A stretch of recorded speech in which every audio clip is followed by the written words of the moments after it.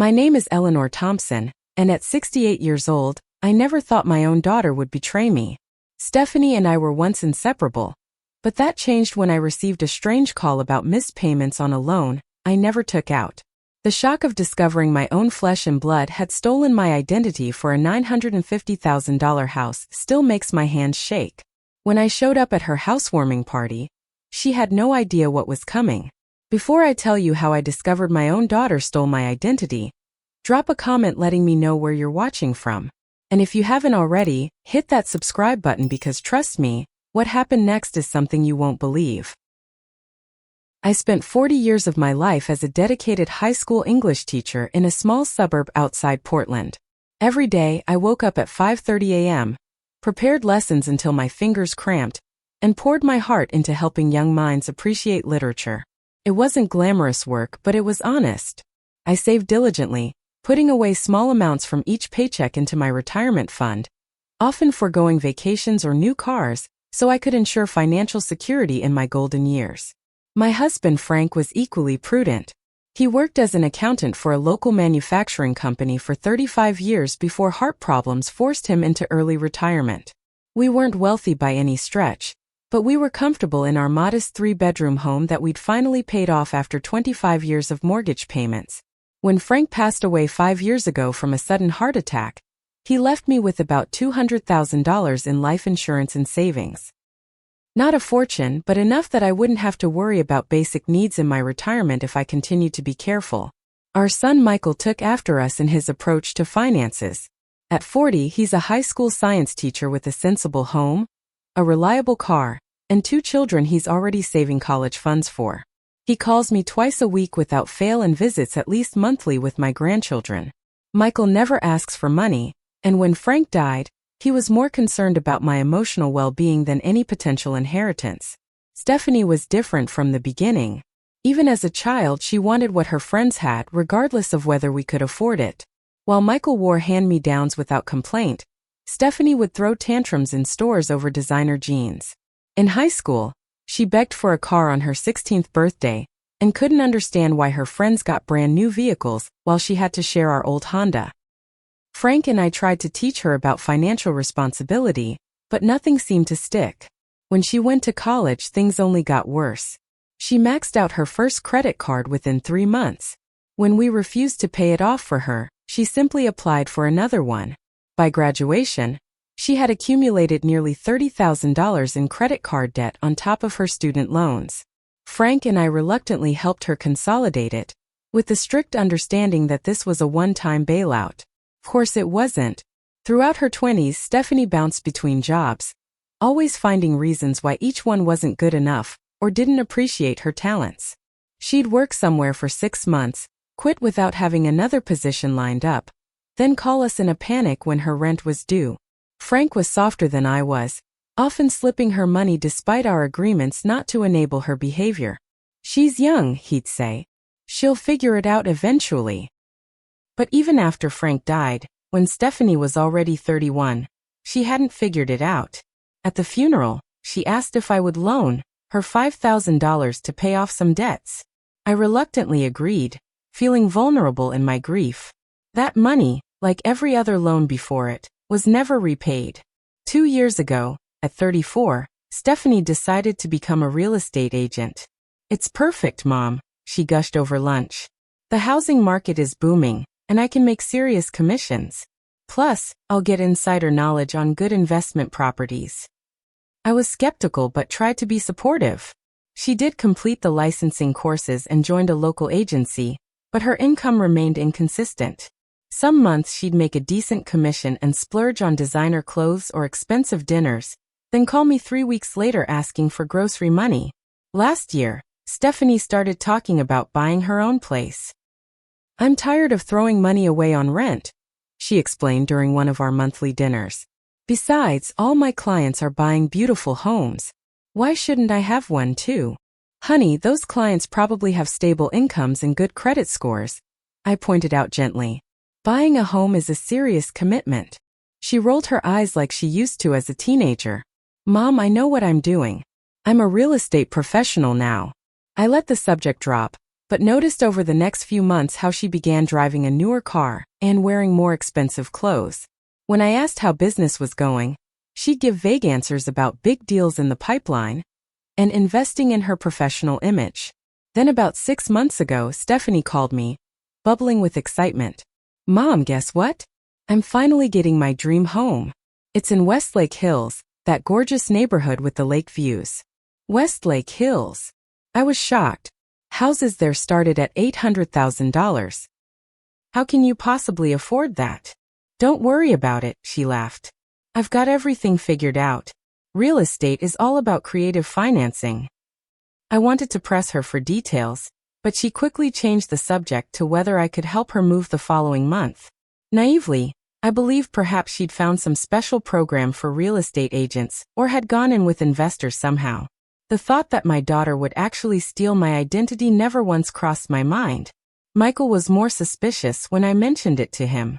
"Mom, be careful," he warned. "Stephanie's never been good with money, and suddenly she can afford a luxury home? Something doesn't add up." I should have listened to him more carefully. Instead, I made excuses for Stephanie, telling myself she was finally growing up and finding success. Looking back, the signs were all there, if only I'd been willing to see them. The call came on a Tuesday morning in April. I was in my garden, planting the tomato seedlings I'd been nurturing on my kitchen windowsill, when my cell phone rang. The caller ID showed Coastal Pacific Bank, an institution I'd never done business with. Thinking it was just another sales call, I almost didn't answer. Something made me pick up anyway. "Mrs. Thompson?" a professional female voice asked. "This is Diane Winters from Coastal Pacific Bank. I'm calling about your mortgage payment, which is now 30 days overdue." "I'm sorry, there must be some mistake," I replied, brushing soil from my gardening gloves. "I don't have a mortgage. My home is fully paid off." There was a pause on the line. "Ma'am, according to our records, you took out a mortgage for $950,000 on a property in Westlake Hills 6 months ago. The first few payments were made on time, but we haven't received anything for the past month." My heart began pounding in my chest. "That's impossible. I never took out such a loan." The bank representative's voice turned cautious. "Mrs. Thompson, the loan application has your social security number, date of birth, and signature. We have copies of your driver's license, tax returns, and bank statements that were submitted with the application." My legs weakened beneath me, and I sat down heavily on the garden bench. "Someone has stolen my identity. This is fraud." "I understand this is distressing," Ms. Winters said. "I'm going to transfer you to our fraud department immediately." The next 4 hours were a blur of phone calls, security questions, and mounting horror. The fraud specialist at Coastal Pacific walked me through the loan application details. The $950,000 mortgage had indeed been taken out in my name, with documents that contained all my personal information, right down to my mother's maiden name. When the specialist emailed me copies of the paperwork, I nearly fainted. There was my signature, or what appeared to be my signature, on multiple documents. Someone had gone to extraordinary lengths to forge my handwriting. Then I saw the address of the property, and everything clicked into place. 1842 Lakeside Drive. The dream home Stephanie had been so excited about. My own daughter had stolen my identity to buy herself a luxury house. With shaking hands, I called the bank back and requested information about where the loan statements were being sent. The address wasn't mine, but a P.O. box I didn't recognize. When I asked about how the down payment had been handled, the specialist informed me that $150,000 had been wired from an account at First National, my bank. As soon as I hung up, I drove straight to my bank branch. The manager, Mr. Peterson, had known me for 15 years and immediately took me to his office when he saw my distressed state. "Someone has accessed my accounts," I told him. "I need to know exactly what's been happening." Mr. Peterson's investigation revealed the devastating truth. 3 months before the mortgage was taken out, someone had changed the mailing address for my bank statements to that same mysterious P.O. box. They had also set up online banking access using my personal information. And most damning of all, a wire transfer of exactly $150,000 had been sent from my retirement savings account to Coastal Pacific Bank as a down payment. The transfer was authorized with your correct password and security questions, Mr. Peterson explained gently. And the signature on the wire transfer form matches what we have on file. If we'd seen any red flags, we would have contacted you. I felt violated in a way I'd never experienced before. Someone had systematically stolen not just my money, but my very identity. And the evidence all pointed to my own daughter. I need copies of everything, I told Mr. Peterson. Every transaction, every address change, every form with my signature. This is fraud, and I'm going to prove it. Back home, I tore through my filing cabinet where I kept all my important documents. My social security card was still there, but I noticed subtle signs that the folders had been rearranged. My tax returns from the previous 3 years were missing, as was the folder containing my birth certificate and passport. With growing dread, I remembered that Stephanie had stayed with me for a week after claiming a pipe had burst in her apartment about 8 months ago. She'd had unlimited access to my home, my personal documents, even my computer where I admittedly kept a document with various passwords, thinking I was safe in my own home. I called the credit bureaus and discovered my credit score, once an excellent 815, had plummeted to 580. Multiple credit inquiries had been made in my name over the past year, and there were new credit card accounts I knew nothing about. That night I barely slept. The betrayal cut deeper than anything I'd ever experienced. Frank and I had raised our children to value honesty above all else. We'd worked hard all our lives, saved carefully, and tried to instill those same values in our children.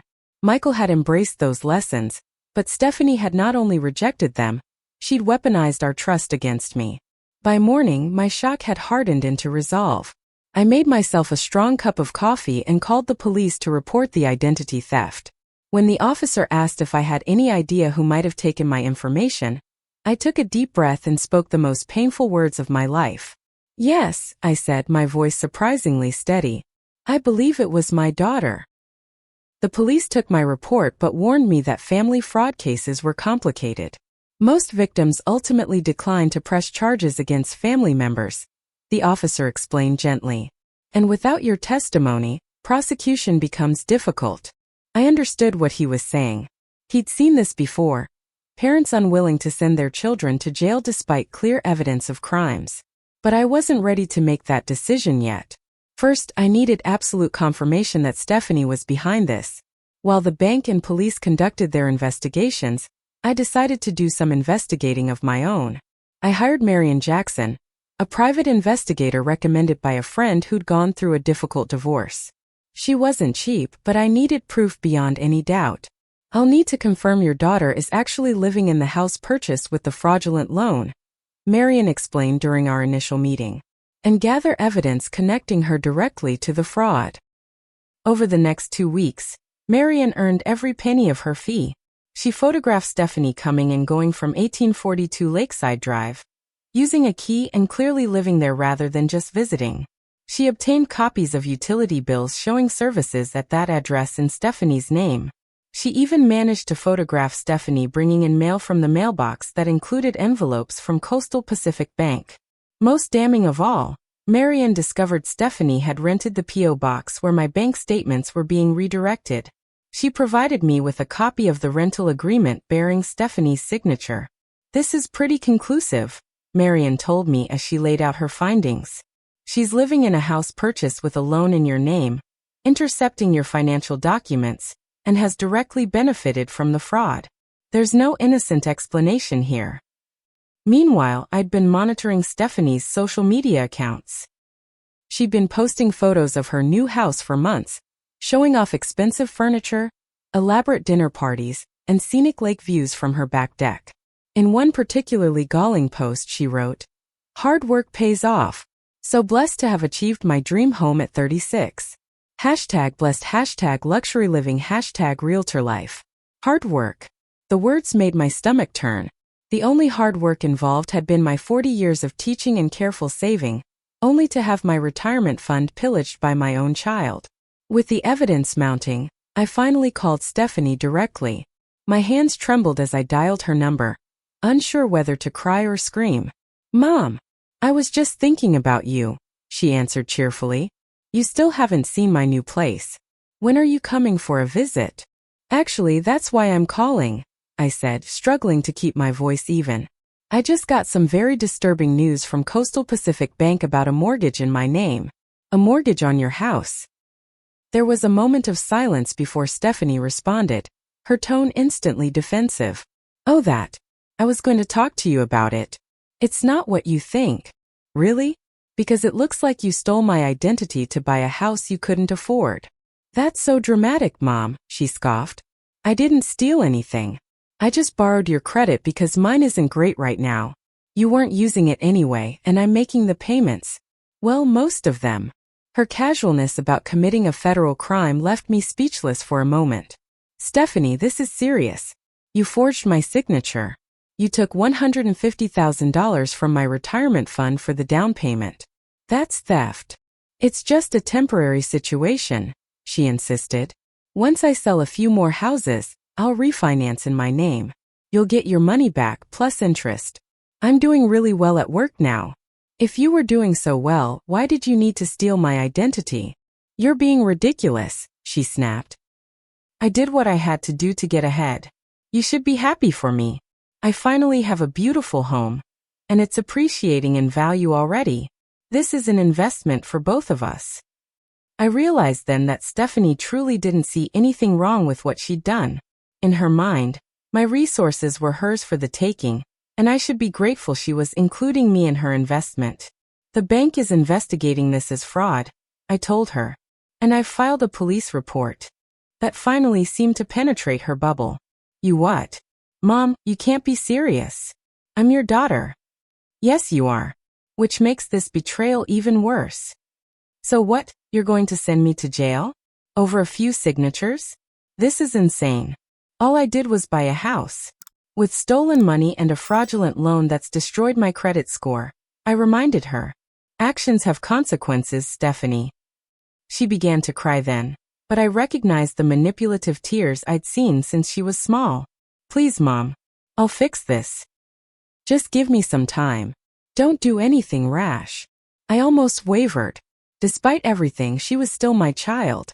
But then I remembered how systematically she had violated my trust, how she had planned and executed this fraud over months. This wasn't a mistake or a momentary lapse in judgment. I need to think about what happens next, I told her. In the meantime, I suggest you consult a lawyer. Before hanging up, Stephanie made one last attempt to regain control of the situation.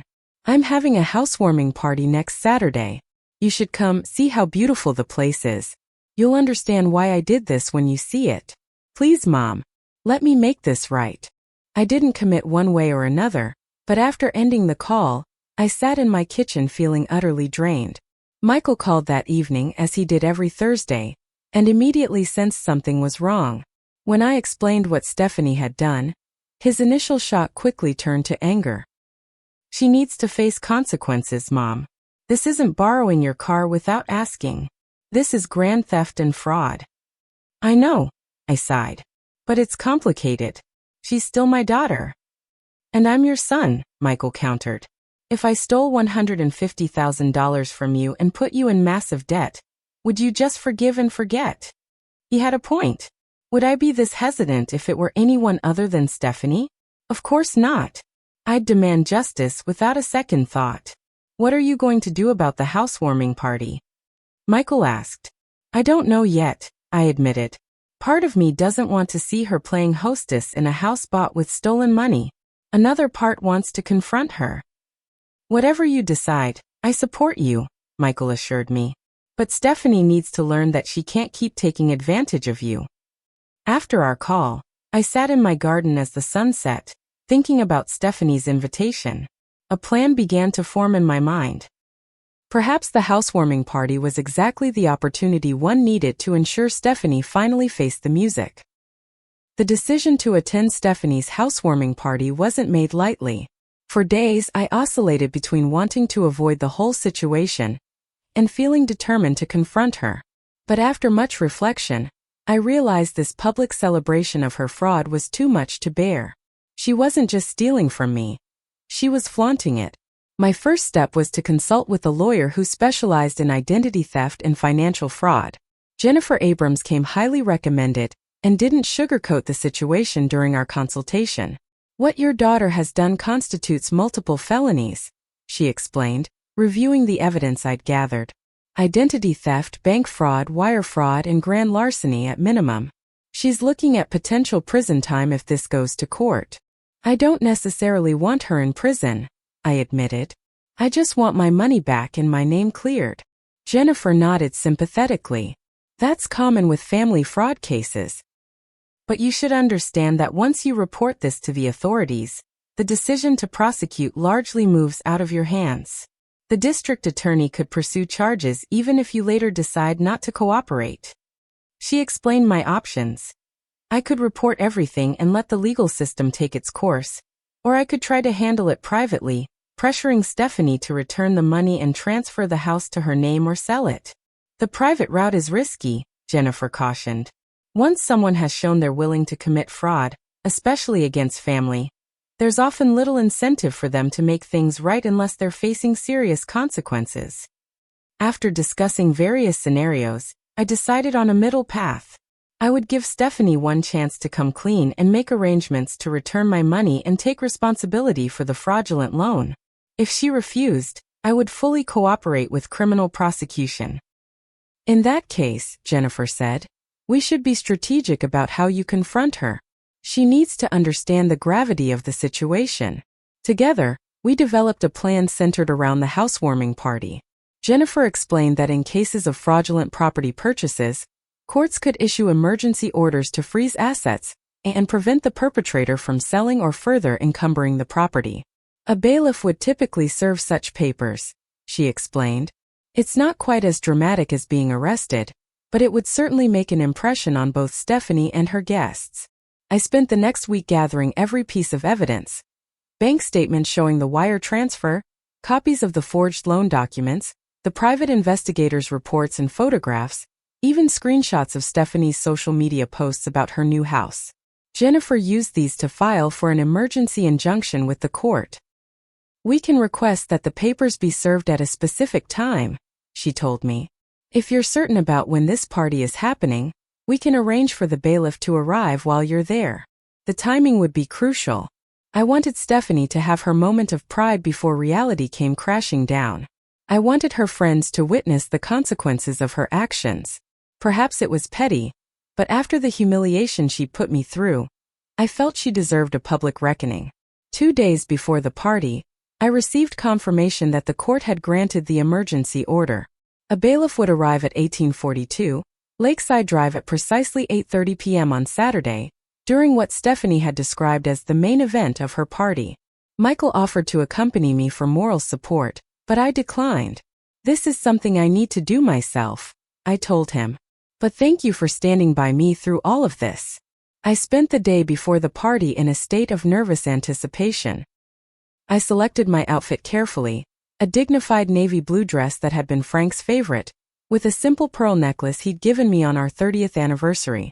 I wanted to look composed and respectable when Stephanie's world came crashing down. That night I barely slept. I kept imagining different scenarios for how the confrontation might unfold. Would Stephanie break down and admit everything? Would she try to flee? Would she lash out and blame me somehow? By morning I was exhausted but resolute. I prepared a small envelope containing printed copies of the key evidence, including the forged loan application and the wire transfer receipt for the down payment. I wanted Stephanie to know exactly why this was happening. Perhaps it was unnecessary, but I felt she deserved to see the paper trail of her deception laid bare. As I drove toward Westlake Hills that evening, my stomach churned with anxiety. The neighborhood was exactly as exclusive as I'd imagined, with massive homes set on sprawling, perfectly landscaped lots. Many had gates and circular driveways filled with luxury cars. I pulled up to 1842 Lakeside Drive at exactly 7:45 p.m., giving myself time to compose myself before the bailiff's scheduled arrival. The house was magnificent, a modern 3-story structure with walls of glass overlooking the lake. Warm light spilled from every window, and I could hear music and laughter from inside. For a brief moment I second-guessed my decision. Was I being too harsh? Then I remembered the $150,000 taken from my retirement fund money Frank and I had worked decades to save. I thought of Stephanie's cavalier attitude when confronted, her assumption that she was entitled to steal from her own mother.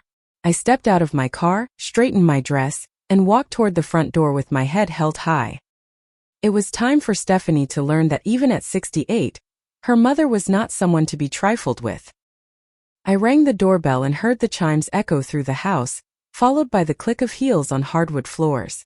When Stephanie opened the door, her face registered momentary surprise before breaking into a wide smile. "Mom, you came!" she exclaimed, pulling me into a perfumed embrace. "I wasn't sure you would." "I wouldn't miss it," I replied, my voice steady despite my racing heart. Stephanie looked radiant in an expensive-looking black cocktail dress, her blonde hair styled in perfect waves. Diamond studs glittered in her ears, earrings I'd never seen before that likely represented another unauthorized expense. Come in. "Let me give you the grand tour," she gushed, leading me into a soaring entryway with a crystal chandelier that must have cost thousands. The house was even more impressive inside than out. The open-concept main floor featured marble floors, designer furniture, and floor-to-ceiling windows showcasing the lake view.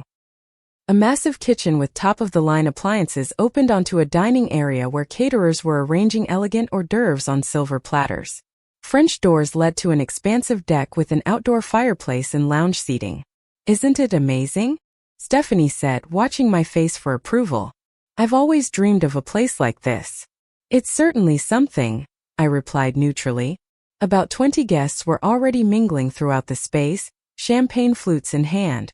They looked like Stephanie's typical friends, well-dressed professionals in their 30s and 40s, the women in cocktail attire and the men in expensive casual wear. "Everyone, this is my mom, Eleanor," Stephanie announced proudly as we passed through the living room. "Mom, these are my friends and colleagues from the agency." I smiled politely as several guests nodded in my direction. A tall man in a blue blazer approached us. "Mrs. Thompson, so nice to meet you. I'm Brad Wilson, Stephanie's broker. You've raised quite the impressive daughter. She's quickly becoming one of our top agents." I wondered if that was true or just another of Stephanie's fabrications. "Thank you," I said simply. "Can I get you some champagne, Mom?"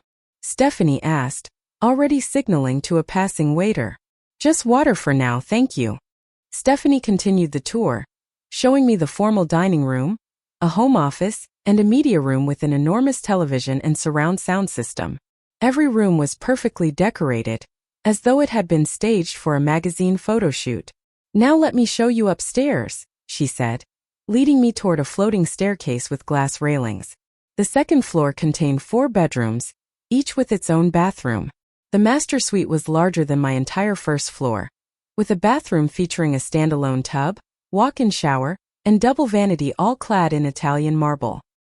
"And this is my favorite part," Stephanie said, opening double doors to reveal a walk-in closet the size of a small bedroom, already filled with designer clothes, shoes, and handbags. "Stephanie," I said quietly, "how many years of teaching do you think it would take me to afford just this closet?" She laughed uncomfortably. "Mom, don't start. This is a celebration." "A celebration of what, exactly?" She didn't answer, instead leading me to the third floor, which contained a home gym and a rooftop deck with panoramic views of the lake and city skyline beyond. The evening sun was setting, casting golden light across the water. "Beautiful, isn't it?" she said, watching the sunset. I knew from the moment I saw this view that this was my house. My house. Not our house or the house I helped her get. In her mind, this stolen property was entirely hers. "It's almost time for the toast," Stephanie said, checking her watch. "We should head back down." As we descended to the main floor, more guests had arrived, bringing the total to about 30 people. Waiters circulated with champagne and appetizers, and someone had turned up the music slightly. The atmosphere was festive and luxurious, exactly the impression Stephanie had wanted to create. At precisely 8:15, Stephanie clinked her glass with a spoon, calling for attention. The room quieted as guests turned toward her. "Thank you all so much for coming to celebrate with me tonight," she began, her voice carrying confidently across the space. "This house represents a dream come true for me, the culmination of years of hard work and persistence. I watched from near the kitchen as she continued her speech, talking about manifestation and believing in yourself and never giving up on your dreams. Not once did she mention the true source of her apparent success. I especially want to thank my mother for being here tonight, she said, gesturing toward me. Mom, your support has meant everything to me throughout my life. The irony nearly made me laugh out loud. The guests applauded politely, raising their glasses in my direction. If only they knew the kind of support Stephanie had taken without asking. To new beginnings, beautiful spaces, and living your best life, Stephanie concluded, raising her glass. To new beginnings, the crowd echoed, sipping their champagne. As Stephanie began mingling again, I checked my watch. 8:27 p.m. The bailiff would arrive in 3 minutes. I positioned myself near the front door, not wanting to miss the moment. At exactly 8:30, the doorbell rang. The sound seemed louder than before, cutting through the music and conversation. Stephanie, chatting with a group near the fireplace, looked up with mild annoyance. Mom, would you mind getting that? It's probably the late arrivals, she called across the room. Of course, I replied, moving to the door with purpose. I opened it to reveal a tall, serious-looking man in an official uniform. He held a leather portfolio containing legal documents. Good evening, ma'am. I'm Thomas Reynolds, court-appointed bailiff for the county. I'm looking for Stephanie Thompson. She's right inside, I said, stepping back to allow him entry. Please come in. The bailiff stepped into the entryway, his official presence immediately drawing attention. Conversations hushed as guests turned to observe the unexpected arrival. Stephanie hurried over, confusion evident on her face. Mom, who is this? She asked, her voice tight with sudden anxiety. And there it was, the moment I'd been waiting for. She looked directly at me, puzzlement turning to dawning horror, as she realized I wasn't just a passive victim. Mom, how did you get here? She asked, the strange question revealing her disorientation. I simply pointed to the bailiff. This gentleman has some papers for you, Stephanie. The color drained from her face as the bailiff spoke. Stephanie Thompson? I'm here to serve you with an emergency injunction regarding this property, which has been purchased through fraudulent means. This document freezes all assets related to this property and prohibits you from selling or transferring ownership, pending criminal investigation. The silence in the room was absolute. Every guest stood frozen, champagne glasses midair, watching the scene unfold with shocked expressions. Stephanie's face had gone from pale to ashen. There's been some mistake, she stammered, not taking the extended documents. No mistake, the bailiff replied. These papers are legally binding. I need you to acknowledge receipt. Stephanie's eyes darted around the room, taking in the staring guests, before returning to me with a look of betrayal. Mom, what have you done? I didn't do this, Stephanie, I said clearly, ensuring everyone could hear. You did, when you stole my identity and took $150,000 from my retirement fund to buy this house. A collective gasp rippled through the room. Someone dropped a glass, the shattering sound punctuating the dramatic moment. That's not true, Stephanie protested weakly, but her face told a different story. I have all the evidence right here, I said, removing the envelope from my purse and holding it up. Forged loan applications, fraudulent wire transfers, fake signatures. Everything. The bailiff, maintaining his professional demeanor despite the drama, extended the documents again. Miss Thompson, I need you to sign acknowledging service of these papers. With trembling hands, Stephanie finally took the documents, scrawling her signature on the indicated line. As soon as she finished, guests began murmuring to each other, several immediately making excuses to leave. Party's over, I guess, someone said loudly as they headed for the door. Stephanie stood in the center of her beautiful stolen home, legal papers clutched in her hand, watching as her carefully orchestrated celebration disintegrated around her. And for the first time since this ordeal began, I felt not satisfaction, but a profound sadness for what both of us had lost. As guests hurriedly collected their belongings and made awkward exits, Stephanie remained rooted to the spot, her face a mask of humiliation and shock. The bailiff, having completed his official duty, nodded respectfully to me before taking his leave. Within minutes, only a handful of confused guests remained, hovering uncertainly by the door. "I think you should all go," I said quietly to the lingering onlookers. "This is a family matter now." They didn't need to be told twice, filing out with murmured apologies and backward glances. The caterers, sensing the dramatic shift in atmosphere, began discreetly packing up their equipment in the kitchen. When the last guest had departed, Stephanie finally moved, sinking onto an expensive white sofa and staring at the papers in her hand. "How could you do this to me?" she asked, her voice barely above a whisper. "At my party in front of everyone I know." The audacity of her question momentarily took my breath away. "How could I do this to you? Stephanie, you stole my identity. You took $150,000 from my retirement account. You put me in debt for nearly $1 million without my knowledge or consent. And you're asking how I could embarrass you. I was going to fix it," she insisted, tears welling in her eyes. "I just needed time to get my business really going. The market is picking up, and I have several big listings coming through soon." I opened the envelope I was still holding and removed the bank statements. "This is my retirement account, Stephanie. Look at it. 4 decades of careful saving gone in a single transfer. Money your father and I worked our entire lives to set aside." She wouldn't look at the papers, turning her head away. "And this," I continued, removing the mortgage application, "is my signature, forged by you. Do you understand that's a felony? Multiple felonies, actually. Identity theft, bank fraud, wire fraud." "Stop it," she snapped. "You're making it sound so criminal." "Because it is criminal. That's exactly what it is." The caterers finished packing and quietly slipped out the side door, leaving us alone in the cavernous living room. Through the massive windows, lights from other luxury homes twinkled across the lake, lives apparently untouched by the disaster unfolding in this one. "What happens now?" Stephanie finally asked, her voice small. I sat down opposite her, suddenly feeling every one of my 68 years. "That depends on you. The court has frozen this property and any assets connected to it. There will be an investigation. The banks will conduct their own fraud inquiries.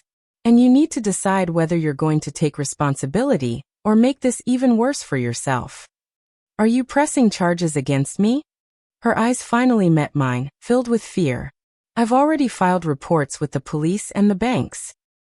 The district attorney will decide whether to pursue criminal charges, but they typically do in cases this significant." "Mom, please," she begged, suddenly animated. "You can withdraw the complaints. Tell them it was a misunderstanding, that you gave me permission." I shook my head. "I can't do that, Stephanie. It would make me complicit in your fraud.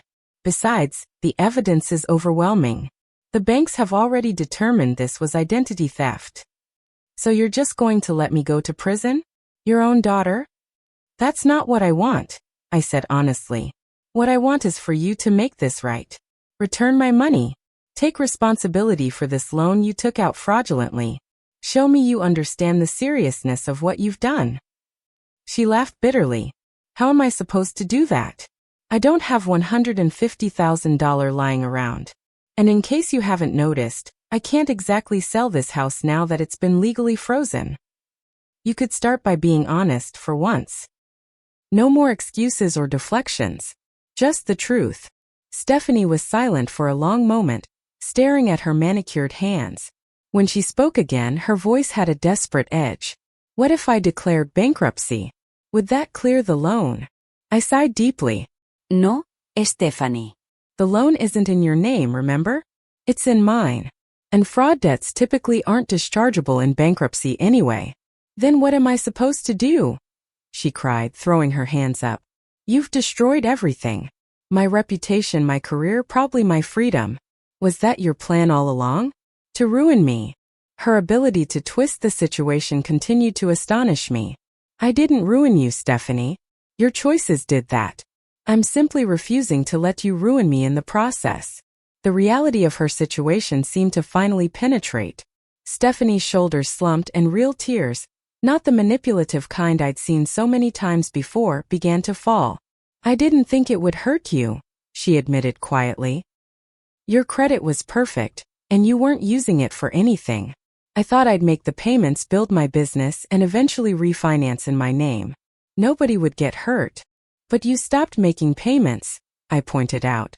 She nodded miserably. My last 2 listings fell through.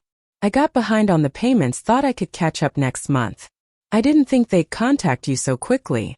It was the first honest thing she'd said since this began, and despite everything, I felt a small flicker of hope. Maybe there was still a chance for redemption, not just legally but personally. The first step is admitting what you did, I said. Not just to me but to the authorities. You need a lawyer, Stephanie. A good one. I can't afford a lawyer, she said, gesturing around the house she couldn't afford either. Michael and I will help you find someone. But you have to be completely honest with them and follow their advice. No more schemes or shortcuts. She looked up surprised. Michael knows about this? Of course he does. He's been supporting me through this entire ordeal. And he still wants to help me? After what I did. We're family, I said simply. That doesn't mean enabling your bad behavior. But it does mean not abandoning you when you finally face consequences. The days and weeks that followed were among the most difficult of my life. The legal machinery moved forward inexorably. Stephanie retained a criminal defense attorney specializing in financial crimes, funded by a loan from Michael. I provided full cooperation to all investigating authorities, turning over every piece of evidence I had collected. The banks filed their fraud reports, and as Jennifer had predicted, the district attorney decided to pursue criminal charges against Stephanie. The list was sobering. Identity theft, bank fraud, wire fraud, grand larceny, and forgery.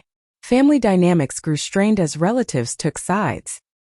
My sister Barbara couldn't understand why I would turn in my own child, while Frank's brother William fully supported my decision to hold Stephanie accountable. Michael remained my steadfast ally throughout, even as he tried to support his sister through the legal process.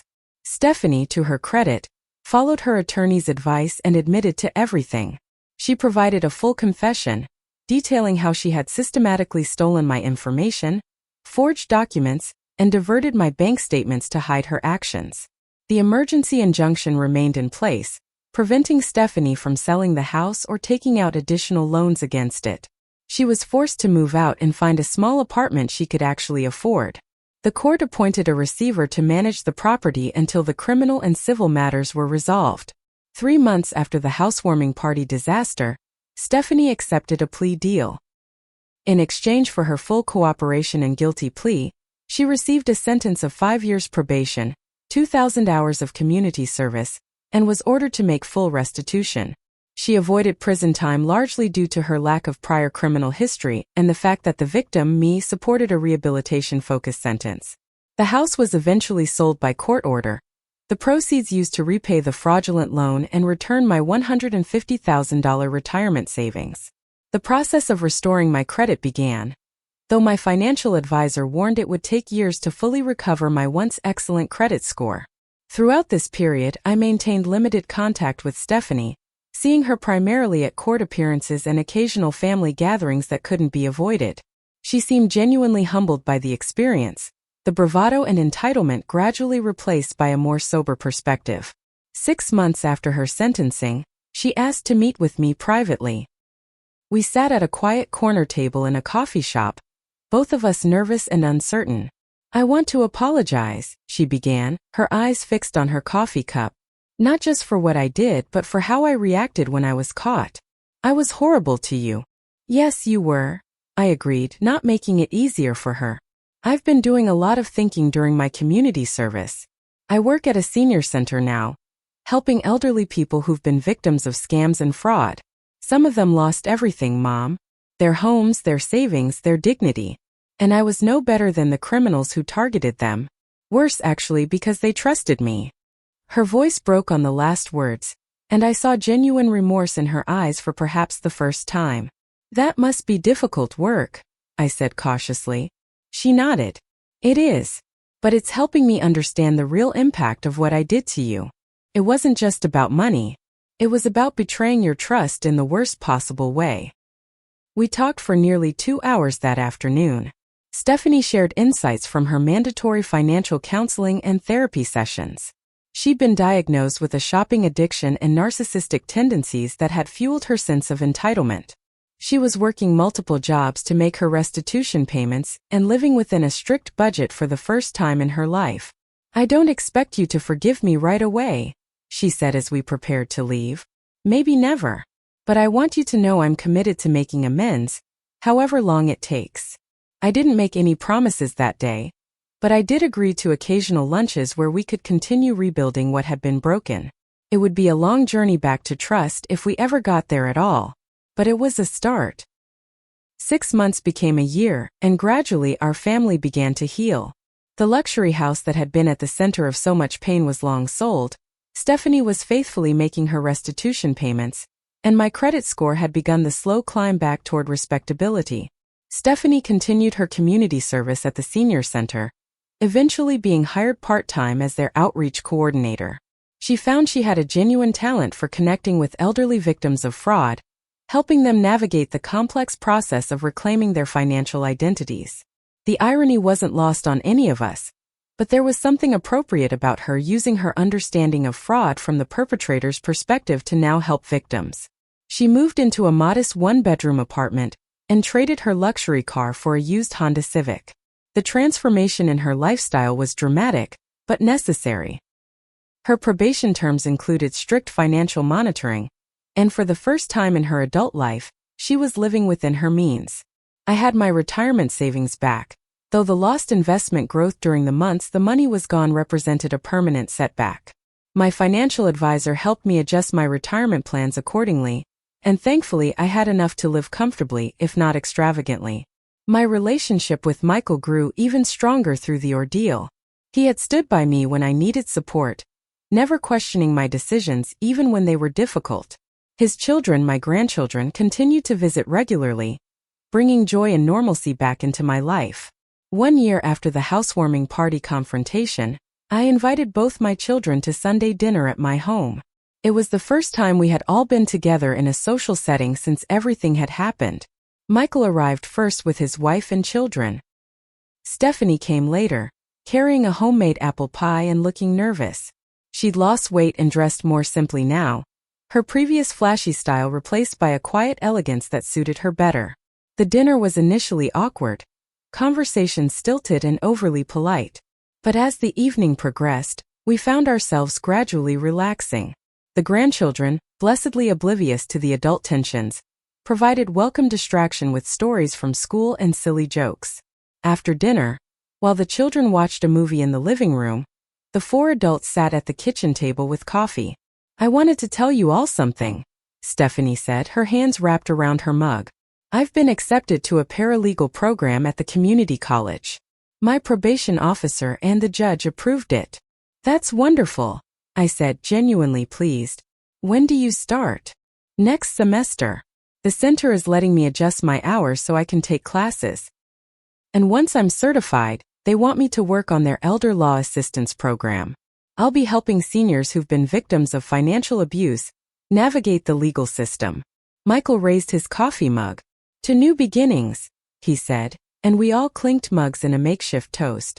Later, after Michael and his family had left, Stephanie helped me wash the dishes, a comfortable silence between us. "Mom," she said finally, "do you think you'll ever fully trust me again?" I considered the question carefully. "Trust isn't an all-or-nothing proposition, Stephanie. I trust that you're working hard to change. I trust that you regret what happened, but complete trust? That takes years to rebuild once it's broken." She nodded, accepting this hard truth. "I understand. I'm just grateful you're giving me the chance to try." Before she left that evening, she hugged me tightly. "Thank you for not giving up on me, even when I gave you every reason to." "You're my daughter," I said simply. That never changed, even at our worst moments. In the months that followed, I found myself reflecting often on what I had learned through this painful experience. The most obvious lesson was about financial security, of course. I implemented every protection recommended by my bank: credit freezes, 2-factor authentication, fraud alerts, and regular credit monitoring. I shredded documents, used complex passwords, and became almost paranoid about protecting my personal information. But the deeper lessons were about family, boundaries, and the sometimes painful nature of true love. For years, I had enabled Stephanie's poor choices out of a misguided notion that this was what mothers should do. I had made excuses for her behavior, bailed her out of consequences, and in doing so, contributed to the entitlement that eventually led her to commit a serious crime. Real love, I came to understand, sometimes means allowing people to face the natural consequences of their actions. It means having boundaries that protect yourself, even from family members. And sometimes it means making incredibly difficult choices that cause short-term pain, but create the possibility for genuine growth. I began sharing these insights with others. At first informally, with friends who mentioned struggles with their adult children. Then, encouraged by Stephanie's counselor, I started a support group for parents of adult children with financial problems. We met monthly in the community room at the local library, sharing stories and strategies for maintaining healthy boundaries while still supporting our children's growth.